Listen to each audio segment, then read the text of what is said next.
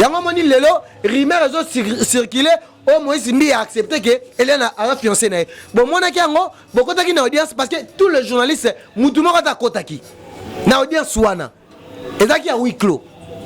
Mutakota ki wana na katité. Ata de la poste wala que ça pas kota ki wana te. Amona ki makamumbi ya lobaki te. Siko pegi d'après. Lelonde na yoko comprendre la famille Hélène tellement parce que moi Mbi azaki toko ana bambongo na ba lingi ba balisa na makasi yo mona wapi boko bino ba juge boko taka procès bolo bake il faut bala mo na bango moi Mbi azaki combattu makasi parce que lelo il est parmi le pasteur influent de la République démocratique du Congo et précisément de la ville province de Kinshasa. Soroye bango un jeune pasteur oh lelo même libanda a sollicité a betarati le musique ngana ko kotapte o non boye même moi Mbi auto comprendre ba obundisa ye bazo bundisa moni ba mais quand la personnage ya Moïse Mbi est boyé pour nga Moïse Mbi est bel et bien innocent par rapport à cette fille oh abanda vie libosa Moïse Mbi yo yebi yango te que oh même Moïse Mbi a 33 ans on refuse mais il y en a 20 ans 13 ans différents. Oh non il y a abanda vie kala yo mona no yimbola bando cha maquillage yo comment moi il y a 20 ans il a fait l'IFASIC 5 ans il a commencé l'université à quel âge? C'est étonnant. Elle a un enfant qui a 2 ans. Abotana mwana papa na biso lisanga bonganga. Zila tokoma wana yo tuna kende na quartier ya Lingwala cha micro baladère. Tuna vie Eliane. Combien de papa ba OCC ba papa combien banda otike Eliane. Eliane a cité bête en 2018, mutamemi Christian. Christian Mouika mutamemi qui est mon ami aussi. Amemi a ça témoignage que ba viola ka pas oncle à âge à 5 ans. Parce que lele comme Moïse Mbi. Tu vois que la fille bande ko lukaka a luki moyen nyonso pour na Moïse Mbi ya balai mais aussi mbate.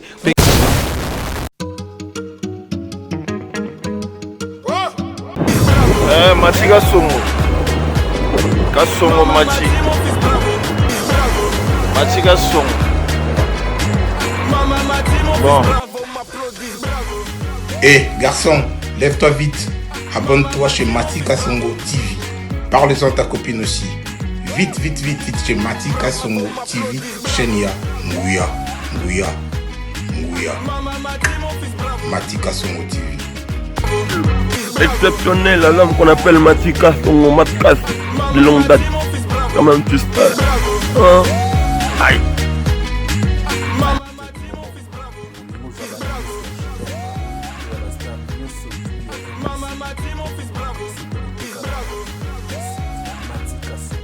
Cher Internet, c'est votre serviteur Balingaï.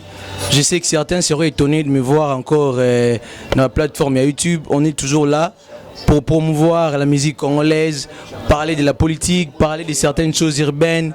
Nengenin bajen bazo tambola makamnezo komela batu na Congo ko éclaircir makambo ebele oyo batu bazana ba précision na ngote yango to bengeli bino lelo mutu moko bo découvrir un des vaillants sur internet sur YouTube oyo azolobela makambo ebele azo soutenir batu ebele. Mais tout le monde est-ce que réellement ils ont soutien, ils ont bazo foutaye, bazo tindaye, azo kota makamusu ba terrain moko ils ont miné.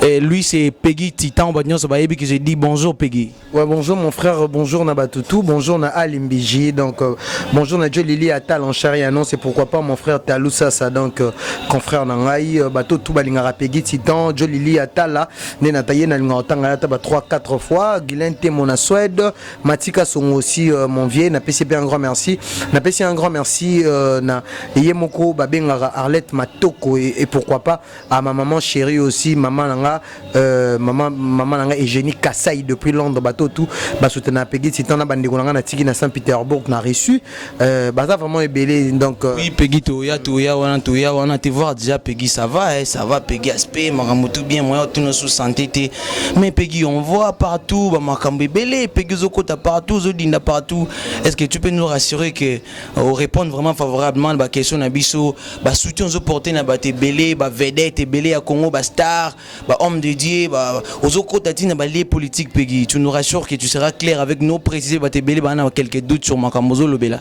Non mais pourquoi pas parce que retour na ngani na Kinshasa pona lobake mutandi ma faillite o andi ma faillite a muto alinga ko kende liboso trop en avant donc pona nga koya nangani naiki parce que na comme Kinshasa le 19 décembre yo ebikara par rapport na ça qui un mois naiki na mboka mon Georgie dans na zongi boye batu vraiment na besoin na zonga na ponanga donc déjà avec un mois dans na Kinshasa déjà na baiki non ngai qui na rassuré batu qui na zonga dans les lots je pense que preuve à eux ba se sentir que Peggy Titan Mikolo na booster internet mabé donc batu tout ba la nanga parce que ti ba benga intelligent de la presse parce que ba pe ça a confiance donc je suis serein qui na ko répondre à ma question na yo au nyonso tunanga favorablement.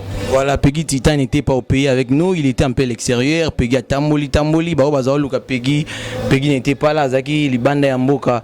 Mais venant par là, nous allons commencer par parler d'abord d'Héritier Watanabe. Peggy, ça fait combien de temps aux a pemeni à Héritier Watanabe? Natika on a pemeni à Héritier, sauf que Nazara na équipe nationale ba on est go benga papouche mais moi comme j'étais là, na bano soutenir ba artiste musicien tout sans exception. Donc j'étais à l'équipe nationale papouche na bango ezaki Héritier Watanabe ba Karim Mokondi parce que ngazaki parmi ba membres influents équipe nationale na ba Karim Mokondi ba Cynthia Wadol ba Jael Show ba Leketchou donc ngazaki loi mudaki clôturer parce que ba te belé ba na ko ba côté équipe nationale ba zo ki opportunité en te menga zo ki opportunité en appel ya ba to poton to ba ba ki non moi na Peggy Titan donc yango pe leum te pesanga makambo donc Héritier Watanabe ba artiste na biso ya Congo donc pour nanga na lo bango ki na pesa ba valeur ki na zala na sima mutu donc Héritier Watanabe coup de chapeau place Azali Gogan donc natika la kozala te ki non on na bercé Héritier na pesa denga na chroniqueur musical donc na yebi ko ba partie négative na ba partie positive.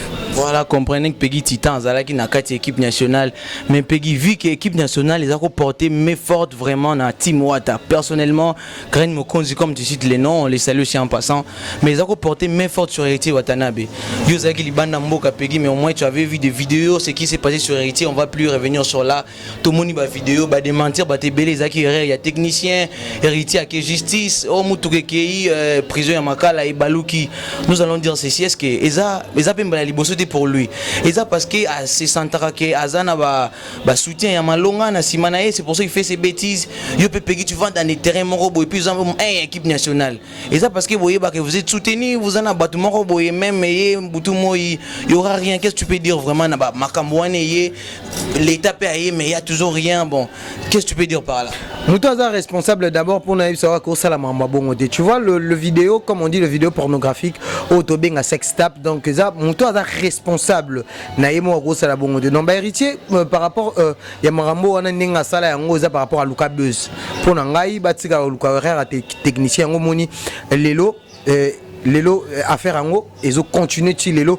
tout le monde continue ba artiste chrétien et continue ba tukili et continue même na ba homme politique donc continue en bébé les stratégies mon robot mikolo ba tout ba rominango donc ba on a que non nudité à mutu sera bébé minango parce que tu dis que nudité à mutu sera sacré et ça peut-être na mutu par exemple aux marié moi sinayo ndé aza permis à monango mais pas tout le monde parce que biso toza ba africain faut toye ba ngo toza ba africain toza na ba biloko moko boye toza ba principe na biso surtout ba principe na biso traditionnel siko bato lelo ba komo luka ba copier ba occidentaux ba luka ba ko tableau mba quelque part aussi il faut na ça mon frère et ça peut ba magie sur le plan spirituel soyez bien noté parce que muto azo signé à mon parce que neti nga vraiment so ba nudité na internet na sûreté na kokate bref année au avec Michel Bakenda il a même décidé de laisser la musique parce qu'il a senti qu'il a commis un peu lésé tu vois bato bazo signé neti Héritier manenga zo tambola peut-être eza muto a mesana ni nango ayebine nango peut-être azana ba biloko mo akotara nazo condamner Héritier mais bato mususu baza essentiel à rosala biloko bon parce que ba miyebi tiani bazo salango mais c'est pas tout le monde parce que muto a moni yango bon muto ça ko se suicider par rapport à moni bongo muto vraiment appelle ça nzoto na valeur appelle ça famille na valeur soit dans moi si ou bien dans ban parce que Héritier Watanabe si sa fille aujourd'hui Héritiana voit ces choses pareilles à tout na Héritier à répondre à Rosanga Maloba donc ça veut dire que les ambabilo moto linga copier batuté batu musu bazo sala yango babi le pourquoi ba sala yango musu ba mo sala on a ba sentiment mais bazo baby ça ba vie na bango parce que téléphone na yo oyo yebi ki ozamba biloko parce que le téléphone na mutu nyeso za na ba code parce que ça ka bango te ya na ba te belé même yo moko to fa na yo na téléphone na codé ya ba biloko musu tu peux pas me laisser na côté en place musu même si na simi téléphone ah titan na place musu ko côté donc ça veut dire que tu te respectes toi-même on a besoin na mona biloko on a te oser ba salité donc c'est un peu ça donc ba tu musu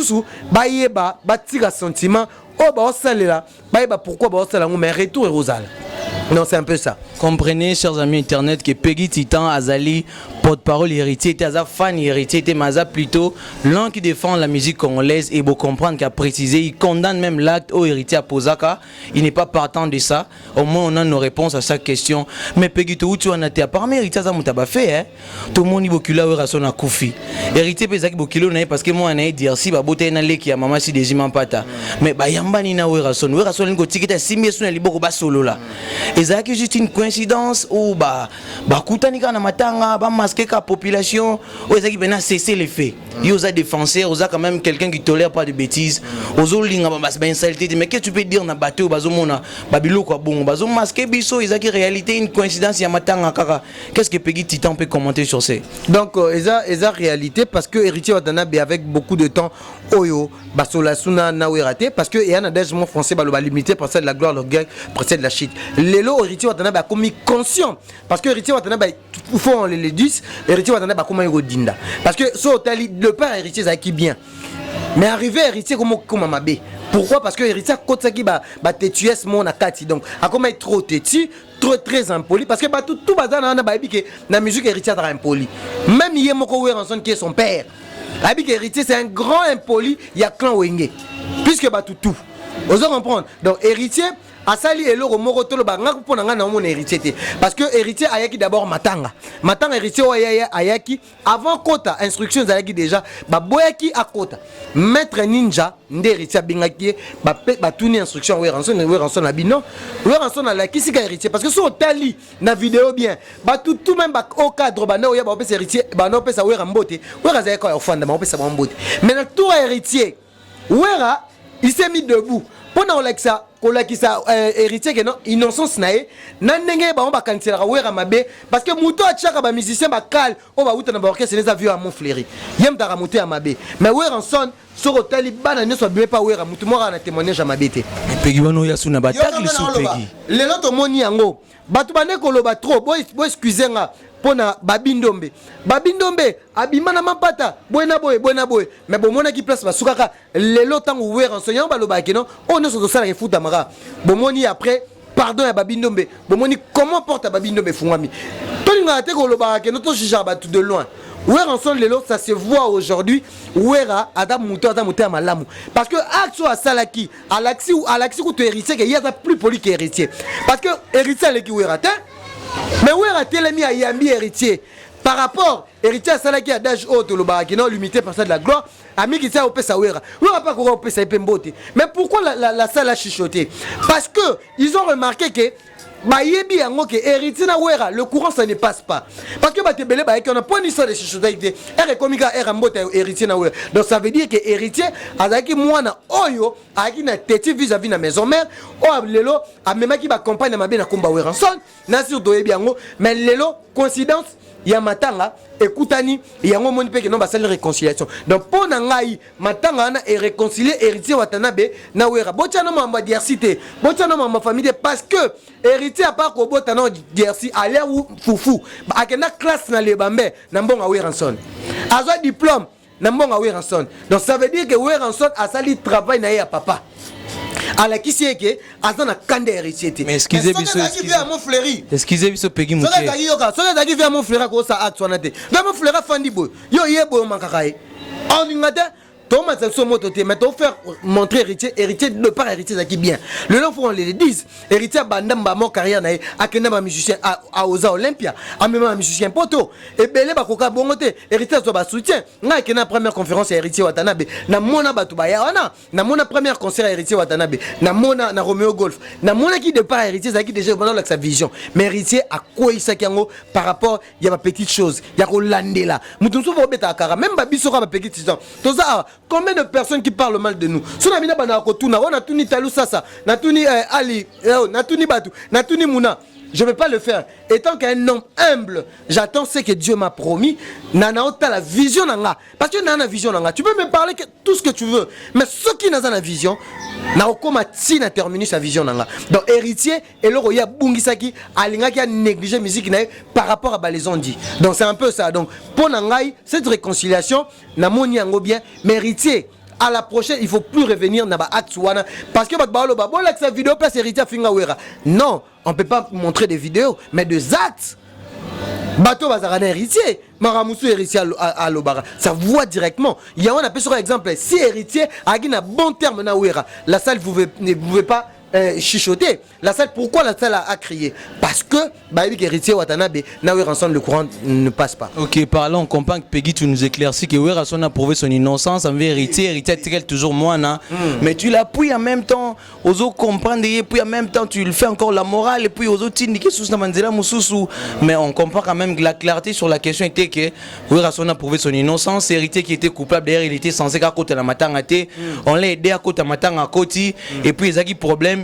Il y a eu un cessé les faits à partir héritier. Mais nous autres qui sont payés Babylone on a qui allé à foufou à Salabo, ils ont les cas déjà mon frère. Azaki un poli mais maintenant c'est une nouvelle aux Akan équipe nationale. Bah moi comment on est les cas c'est exactement bâti qui sous.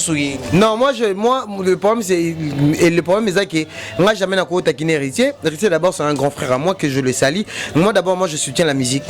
Musique et héritier d'abord n'a rien au baquet de par héritier ça qui vient. Katika héritier de comment mabé. Donc ça veut dire que héritier fallait reconnaître Babylone. Tobo était même biso, n'a pas parent biso dans un problème, mais il y en a tant mon boué, tout miki tsara parce que aza papa nanga na maman nanga. Donc c'est un peu ça. Ngana ko lo bateza que non il loka sikate batu baye biango. Mais je fais seulement rappel que bato bazarane na héritier o balinga ko kota na babuzo ba peut-être héritier tinda bangote batika ko kota parce que que combien de fois combien de gens o ba salir ou rançon na internet mais de gros ngote héritier ouera aibi sans sa pardon. Donc eza loko moko bo héritier qui ka kosenga ou rançon pardon par rapport à la réconciliation na bango. Donc on a oublié donc de gros ça te de faire revenir makamwana te donc pour ngai héritier acte à sali les lopé et au sala paix bien. Pour la musique, héritier va avancer encore plus beaucoup. Voilà, chers amis, comprenez, c'est Peggy Titan, l'un des intelligents, et voyez qu'il nous éclaircit. Azo tel c'est ma commanding les allés azo attaquer mais plutôt l'éclaircit puis azo condamner ba acte oyo ba mission na biso ba poser à place ba outan ba papa na bango tout ça. Mais toujours avec ces mêmes héritiers Peggy Titan. Tout le monde qui est héritier Watanabe, Bercy moi na zalaka na orchestre ya fait rigola. Bercy a commettre accident à quelle prison. Mais héritier s'est porté garant à qui abimisi Bercy moi dans la prison. Et ça qui pas prouver que Yenazana Mbongo c'était l'orgueil, et Zabazel, tout ça. On s'arrête pas juste là. Jesus a embauché dans groupe naé. Mais tu vois pas que c'était son grand frère direct Ferrego la monnaie de Ferrego là. Pour un inté aller par canal il y a Ferrego là. Toyo kanave to kendo za Bercy. Abimisi Bercy na ndenge naé. Embauché pas naé.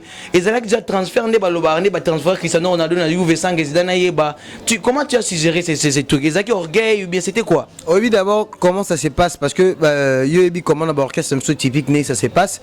D'abord Bercy a Lukavi naé faut to lo bayango aza animateur au batu tout bayebi d'abord tant yo tala autant ba héritier autant waze quoi tende parce que waze quoi yo ebi makambo Bercy ça n'est pas waze quoi ba ça y ba ça ko waze quoi que Bercy a kufa ba ko ça y mais par na kanawana balakela Bercy mabe yango zo mona lelo Bercy ça stabilité parce que soko outi na place moko obimi na fenêtre obimi na nenga mabe bato ba bimaka na porte ya bato ba évoluer so obimi na nenga fenêtre ou bien soit to kosi mutu soit to sali mabe yeba yango yeba yango à venir nous à moulaïté donc pour nangai d'abord bino bomona que problème au Bercy coutene nango maître na kufaka d'abord ça babilo moyebi que tolo ba yango lelo na d'abord qui c'est ça na balle ça na musique ndio yebi yango te donc musique atambola loko abale musique atambola loko abale faut yeba yango que musique et ana kisi balle pe et ana kisi donc lelo Bercy moi peut-être Nena mona que avant d'abord allons pas faire à Kenal j'ai pas rançon.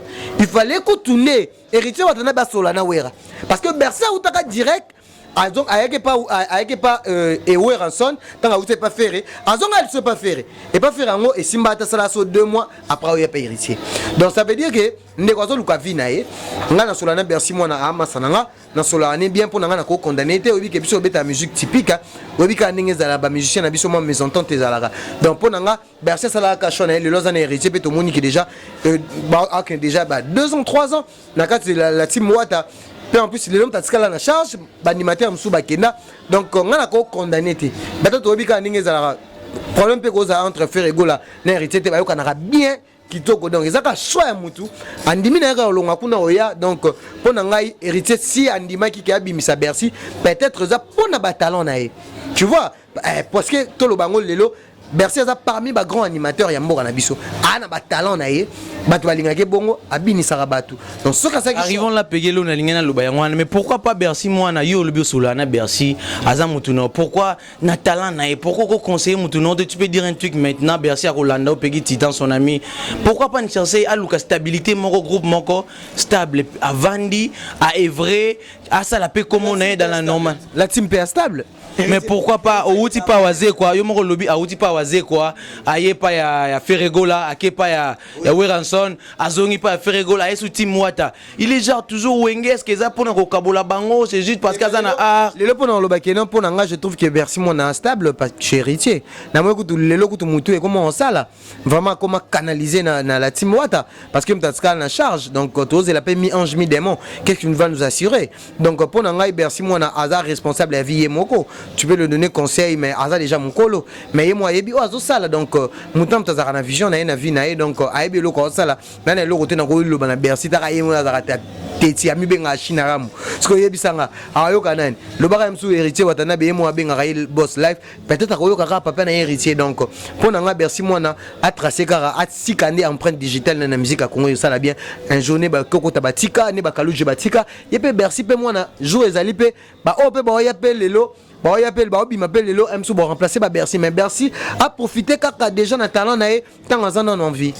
Mais par là, Peggy Titan, tout le monde qui apparemment tué dans un groupe, il y a battu Moro Boy, au fin raté, aussi m'a raté, parce que JB Azarana Wena héritier. Héritier Azarana qui Moïse Mbié. JB Azarana Ferré. Apparemment, clan Wana, tu te sens mieux dans ces clans? Non, moi je suis pas dans le camp parce que je parlais des aléas, je parlais de la négativité et le positivité. Il y a héritier Watanabe parce que héritier a deux parties aux arts un peu différents. Moi héritier comme bien, moi comme bien. Dans la lobby, est-ce que je gardais quoi? Je rien. Mais on te sent mieux sur la morale, vraiment Peggy, je te félicite d'ailleurs mon frère, la morale, aux autres ça conseille, tu condamnes et puis tout se passe bien. Mais si tu peux défendre JB Mpiana aujourd'hui, tu défends JB Mpiana par rapport à Evray, à ça là avant, tu défends la personnalité de JB Mpiana parce que JB Mpiana depuis à ça là soyons sérieux, il n'y a pas d'album, il n'y a pas de production en extérieur, mais il a un groupe aux Bazana Batu, Bazana Katia groupe, oh il faut pas lier mais il faut pas vendre et arna bango, mais Peggy tu défends ce qu'il a déjà fait, oiseau ça là où tu sens que dans toi, JB Mpiana peut encore faire quelque chose de mieux dans la musique parce qu'il a encore les souffles avec lui. Oui, tu viens de le dire. JB on a souffle dans la compétition. Mais qu'est-ce qui fait que production a été ni c'est manque peut-être il y a producteur, bah musicien a bien ou qu'est-ce qui manque qu'il soit produit plus de 9 ans, 8 ans pas d'album. Non, déjà l'album est déjà là. Ils étaient déjà là parce qu'on avait vu le Sray avec JB Mpiana. Déjà, tout le monde a palpitaki Batou le 23 décembre. Donc ça veut dire que JB Mpiana, malgré, parce que ceux qui battent le roi JB Mpiana. Mais si la Kala, parce que ça a 9 ans, on a un concert, parmi les artistes et musiciens, le dernière année, 2018 et 2017, nous avons plus de concerts. Et 2018-2019, c'est JB Mpiana.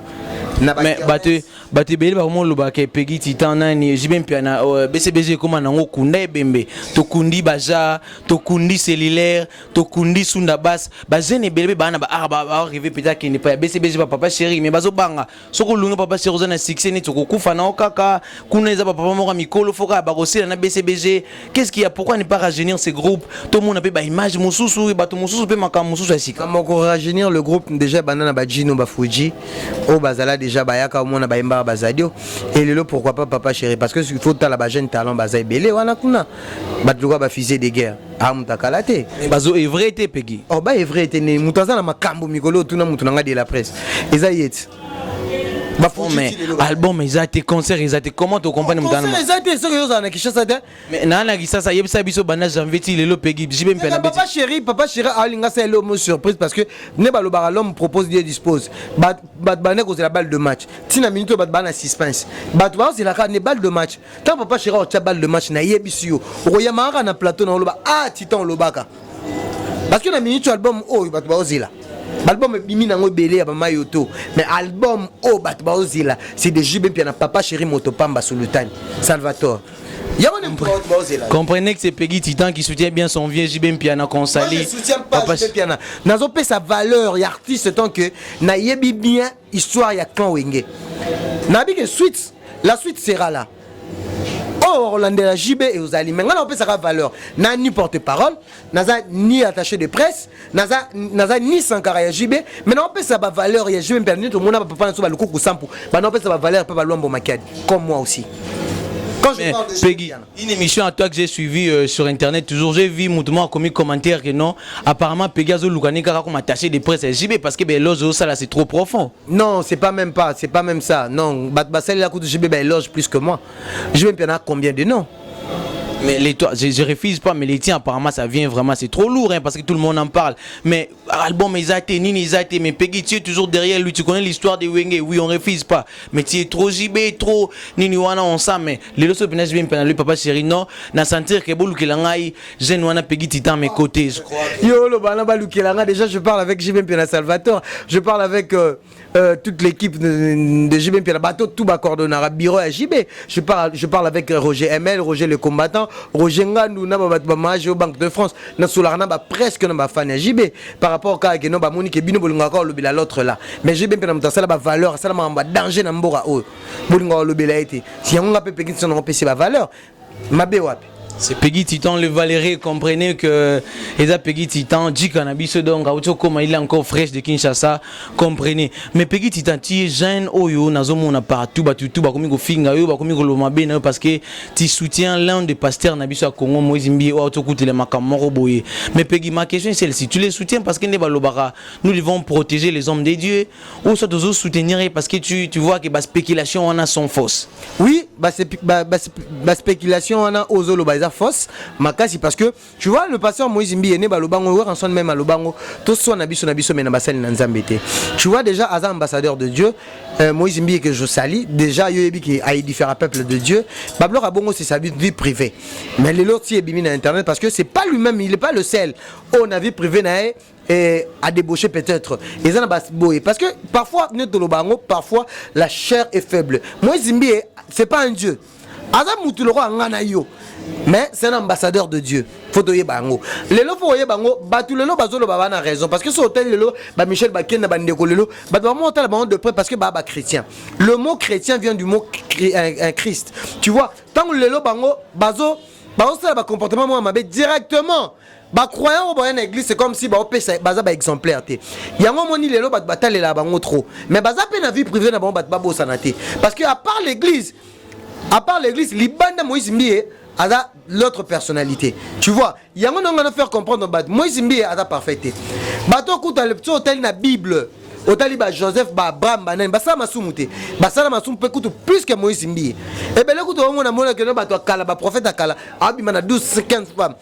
Adaki pardonner panzambe. Mais nzambe pe abane ko sale ka minene. Et parce que o ya Moïse Mbi lelo batune lelo ba de pleurer zakaka ke phénomène au sex tap phénomène ba vidéo pornographique o et continue à l'église o lelo ne ekomi ko décourager ba nzambe. Là pour moi je n'en disconviens pas. Mais quand la personnage ya Moïse Mbi boye pour nanga Moïse Mbi est bel et bien innocent par rapport à cette fille o abanda vie libosa Moïse Mbi parce que moi j'ai grandi avec Moïse Mbi à Rigini. Moïse Mbi, moi j'ai grandi avec lui. Mais ma série Moïse Mbi a souba Elia na zo bimara déjà na ba papa na ba voiture. Moi Moïse Mbi a na ndako kuna zo souba ebi ko vite. Na zo loba na yo, tika nga na okene na yo na loba na yo. Parce que Moïse Mbi bat ba ebi comportement nga fa na Rigini. Tout na ba za ko ta bium sung ba oyebisa yo. Moïse Mbi a koli malamoko na elonga bana malamu ti lelo comme pasteur. Na ebité na ko lo bateke Moïse Mbi asala mabe mais babilo comme so biso to sana ba jeunesse na biso o to sana temps to sana ba âge à puberté Moïse Mbi n'a pas fait ça. Là je te dis parce que moi j'ai grandi avec Moïse Mbi. Voilà Peggy Titan qui nous confirme que quel que soit ma il faut te couvrir, te protéger bah loin des dieux. Mais Peggy le fait que tout le monde a que coéquipier soit travailleur Moïse Mbi bazaki arrêté le fait que bah on a vu ça qui vidéo donc la vidéo était précisément na téléphone il y a Moïse Mbi lui qui est que tu confirmes un one de Dieu l'un des professeurs de Dieu un berger à brebis un encadreur a comme sur rouler ba même de konanga a comme sur ranger ba tazakanango ba vidéo na téléphone na ils ont arrêté on a pegé wanga na susu de konanga Moïse Mbi a combattu makasi parce que il est parmi le pasteur influent de la République démocratique du Congo et précisément de la ville-province de Kinshasa. Soroye Bango, un jeune pasteur, le même Libanda a sollicité, a bétarati le musique. ngana ko kota te o non boye boye Moïse Mbiye auto comprendre ba obundisa ye bazo bundisa moi ba frère wana ba frère soloka ba frère mo ba yaka na sima mutu pona ka ba sala parce que so bazo ka effectivement na téléphone de Moïse Mbiye ozomona ke ba batu mabe parce que moi ton téléphone si tu me donnes pourquoi on a kota peut-être na bimsa bloko moza secret ça veut dire que je suis un diable batouana ba ngalo que le diable est parfois risé ne pas parfois plutôt son habit parfois le diable est risé parce que batouana so mona ke non ba ki na mission na bango yanga na zo isa Moïse Mbiye à part bato on a bimisi na poisa batu misu baza trois jeunes filles musu bazali oh batini bango mission ba on irait ba ki na kitsa dimanche parce que na kitsa dimanche ba sel musu ba ki samaki ba ka mission pour ba ko isa Moïse Mbiye yango moni lelo rumeur zo circuler au Moïse Mbiye a accepté que Hélène a fiancé na bon mona ki yango bokota ki na audience parce que tous les journalistes mutu moko ta kotaki na audience wana ezaki a huis clos mutu akotaki wana na katité ata de la poste wala que ça pas kotaki wana te amona ki maka mumbi alobaki te Siko pegi d'après yo na yo ko comprendre la famille Hélène tellement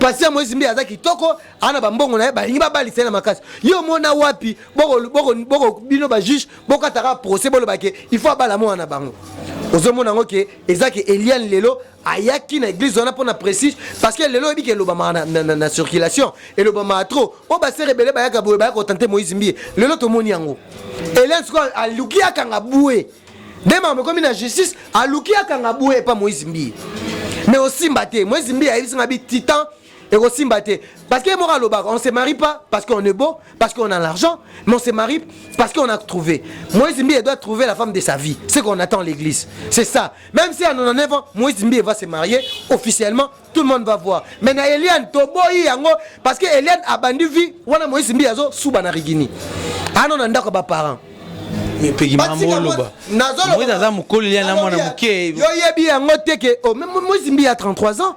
On refuse, mais il y en a 20 ans, 13 ans différents. Oh non, il y a un bande vikala. Yo mona mona no imbola bando cha maquillage. Yo comment moi il y a 20 ans, il a fait l'IFASIC 5 ans. Il a commencé l'université à quel âge?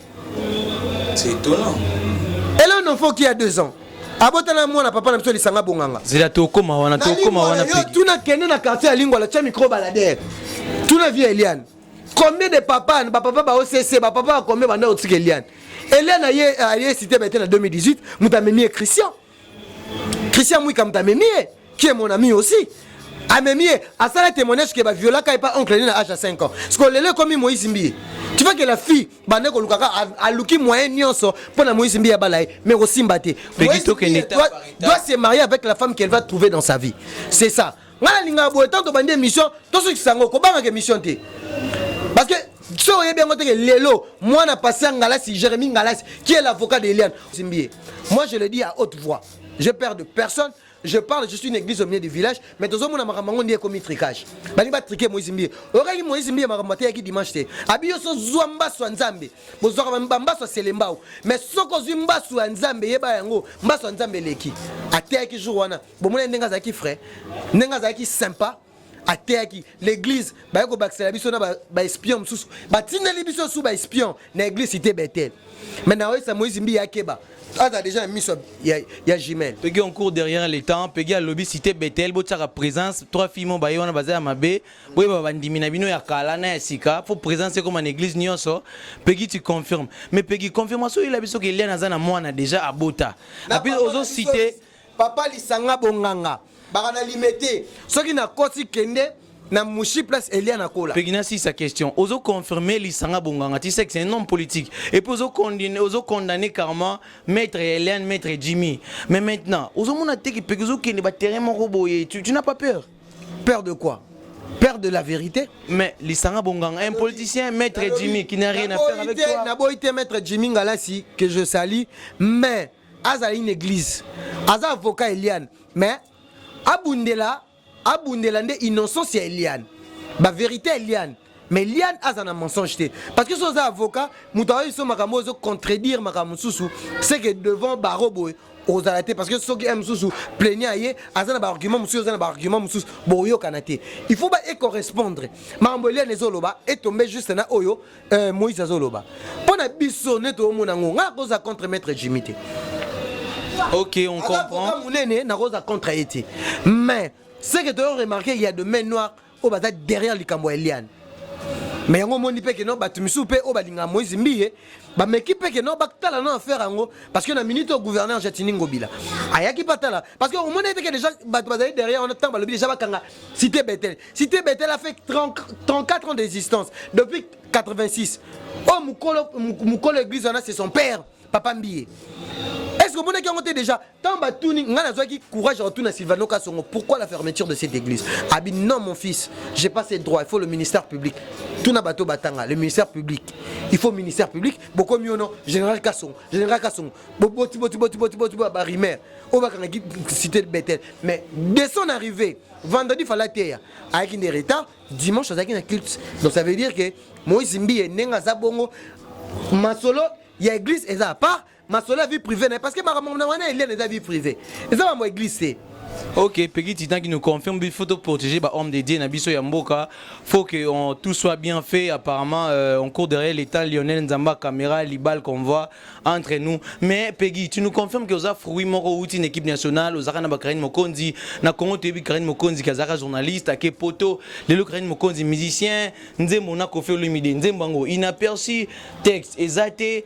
Tu soutiens Karine Mokonzi comme journaliste ou comme chanteuse aujourd'hui, Peggy? Non, Karine Mokonzi, c'est ma soeur d'abord, c'est ma consoeur aussi.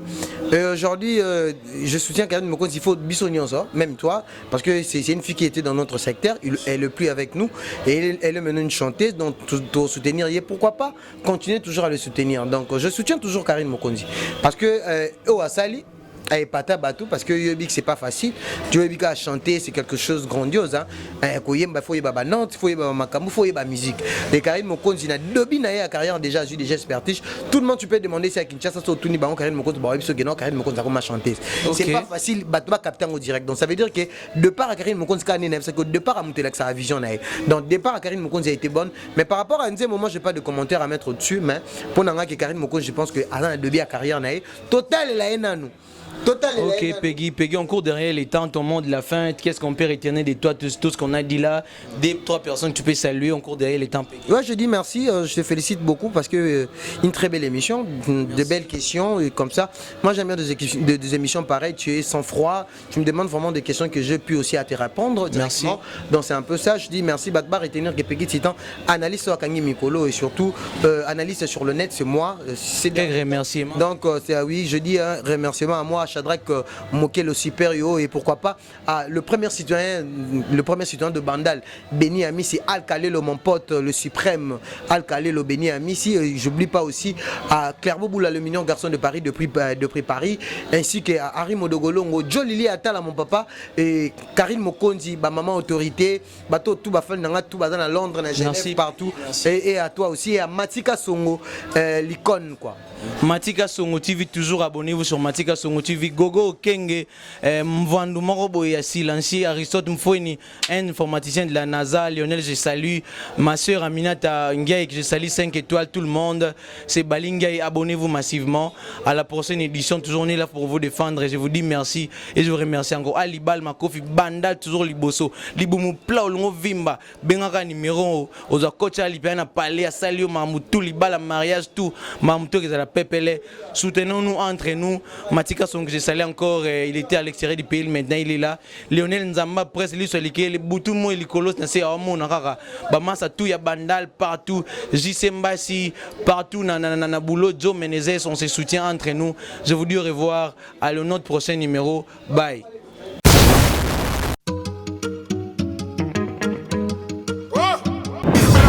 Matika Songo. Kasongo Matika Songo. Bon. Garçon, lève-toi vite. Abonne-toi chez Matika Songo TV. Parle-en à ta copine aussi. Vite chez Matika Songo TV. Chenia, Ngouya. Matika Songo TV. Exceptionnel, la lame qu'on appelle Matika Songo Matkas de longue date. Quand même tu sais. Hein? Aïe.